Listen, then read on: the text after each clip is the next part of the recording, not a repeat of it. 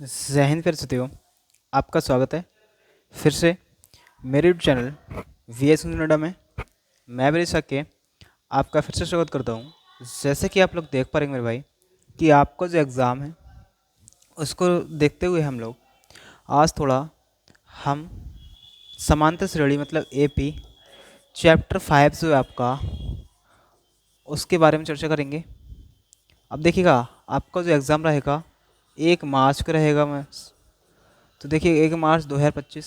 तो देखिएगा मेरे भाई जो आपका पेपर 1 मार्च 2025 का रहेगा उसके लिए हमें भी थोड़ा कष्ट है कि आपका एग्ज़ाम 1 मार्च को और आपके पास टाइम कम है। मतलब वैसे वो कष्ट नहीं हम लोगों को एग्ज़ाम क्यों हो रहा है, हम लोगों को कष्ट ये है कि आपके पास एग्ज़ाम का बहुत कम टाइम रह गया है। क्योंकि कुछ बच्चे और कुछ मेरे भाई ऐसे होंगे जिन्होंने अभी तक किताब ढंग से नहीं पढ़ी होगी।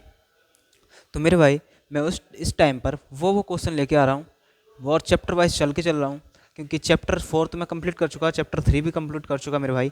तो देखिएगा तो इसमें क्या रहेगा मेरे भाई, आपको सीधी सी बात है कि यहाँ पर लेके चलना है हम लोगों को कि किस बेस से लेके हम लोग आगे पास हो जाएं। हम कहते हैं नैया पार लग जाए, तो नैया पार लगाने की हम लोग तरीके लेकर आए हैं आज। तो नैया पार लगानी है।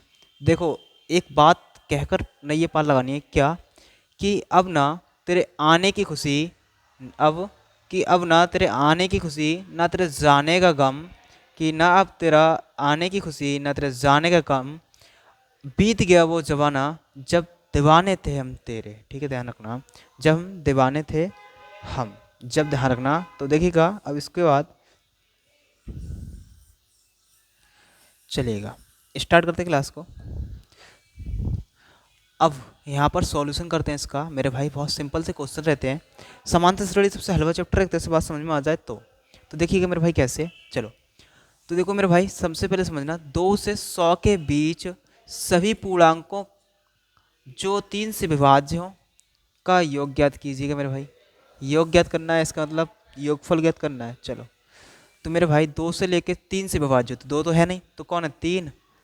फिर विषम ध्यान रखना है, वैसे तो 3 दूनी 6 भी होता है पर विषम 9 होता है, फिर 15 होता है, फिर 21 होता है, dot dot dot dot dot dot 99 भी विषम संख्या है और जो 3 से विभाज्य मेरे भाई। 100 तक की बात करी थी ना, तो 99 एक विभाज्य संख्या है। ठीक है ना।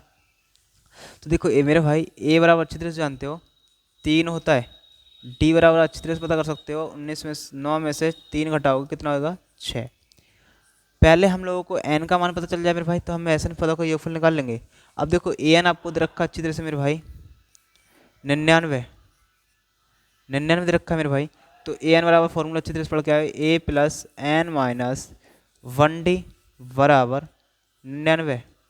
चलिएगा ए का मान कितना दे रखा है 3 plus n minus 1 into d का मान दे रखा है 6 बराबर 99। प्लस के 3 उधर किसको जाएंगे मेरे भाई, माइनस के 3 हो जाएंगे। तो 99 माइनस 3 और 99 से 3 जाएगा मेरे भाई, कितना बचेगा 96। गुणा की संख्या कहाँ जाएगी मेरे भाई, वटे में जाएगी।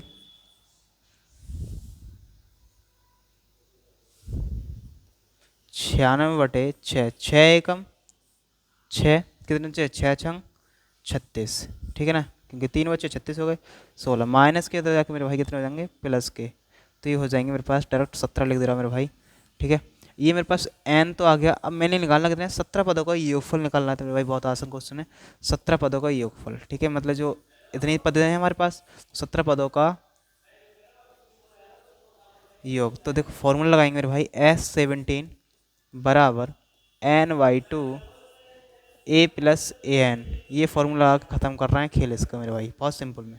देखो 17/2, ए का मान कितना रखा है 3 प्लस 99। 3 और 99 कितने थे मेरे भाई, अच्छी तरह से जानते हो कितने होते हैं 102 बटे इसके 2 हैं। ठीक है ना, तो 2 से काटो 2 एकम 2, 2 पंजे 10, 2 एकम 2, तो ये आ गया मेरे पास भाई 17 51, 17 एकम 17, 17 पंजे 85, 85 एक 86। ठीक है, तो मेरे भाई S17 बराबर मेरे पास ये कंप्लीट हो गया। बताइएगा मेरे भाई किसी को कोई दिक्कत हो तो।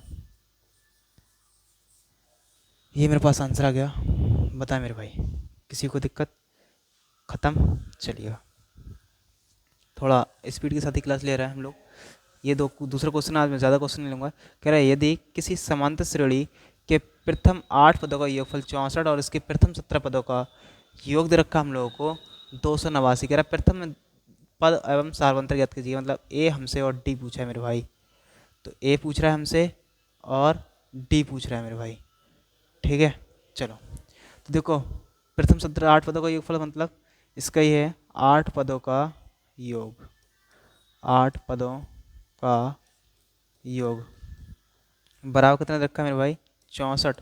तो इसका मतलब ये है 8/2 2a plus n minus 1d। 1 minute, यहाँ पर 8 मान लगाइएगा इसका।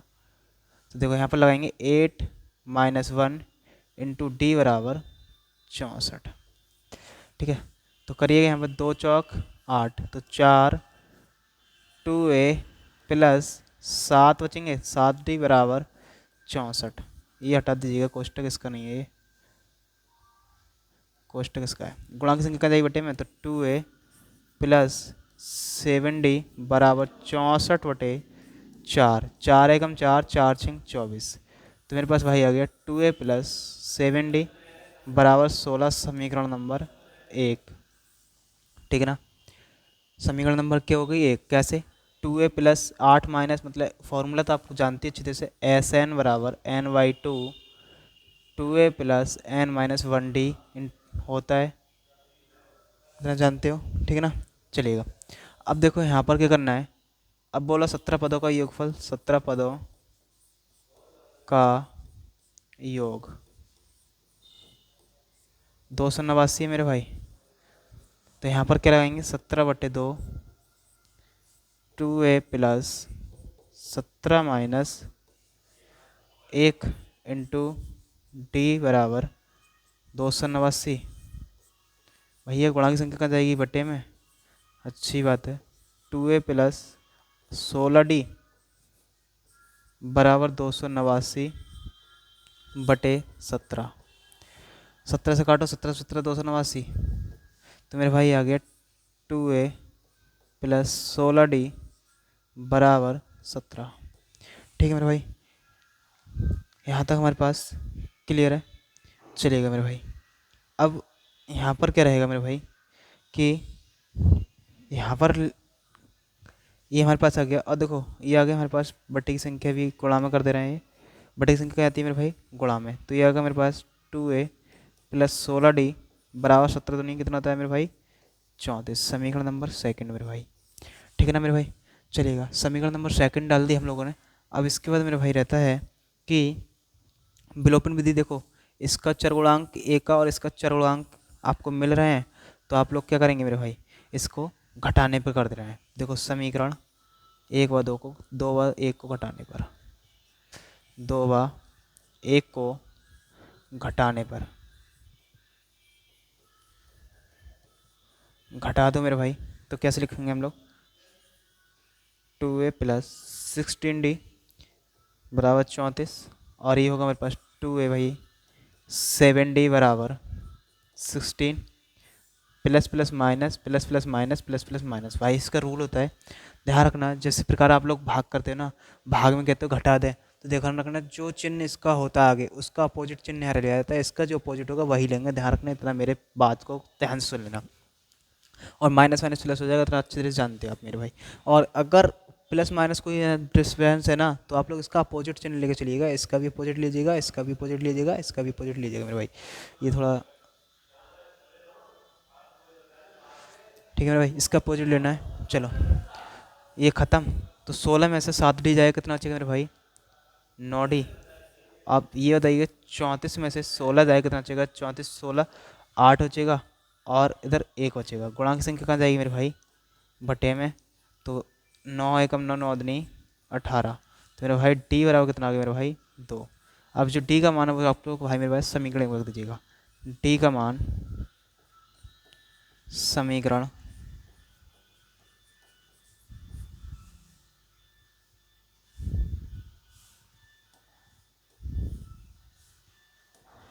डी का मान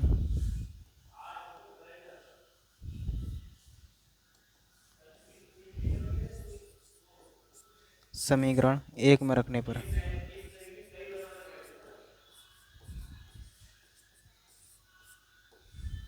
एक में रखेंगे मेरे भाई, तुम्हारे पास है 2a प्लस 7 × 2 बराबर 16। तो देखो 2a प्लस 7 × 2 = 14 होते हैं मेरे भाई, बराबर 16।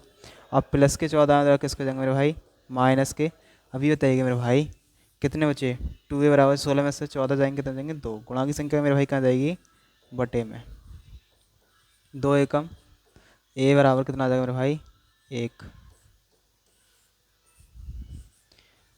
बताइएगा मेरे भाई किसी को कोई दिक्कत हो तो बता सकते हो आप लोग, किसी कोई प्रॉब्लम हो तो आप बता सकते हैं मेरे भाई। अब बात आती है स्क्रीनशॉट की, स्क्रीनशॉट ले लीजिएगा, थोड़ा आज टाइम बहुत ओवर हो गया मेरे भाई, क्या बताया जाए आपको। स्क्रीनशॉट ले लें, चलिए ले लिया होगा, इसका भी स्क्रीनशॉट ले लीजिएगा।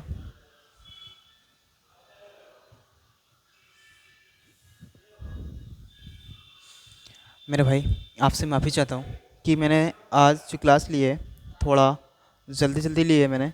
ऐसा है, क्लास भी ना लेता तो आपका घाटा होता कि मैं एक दिन छुट्टी पे चला जाता, तो इसलिए आज मैंने जो भी क्लास ली है वो थोड़ा जल्दी लिया, इससे मुझे भी देर भी हो रही है घर के लिए।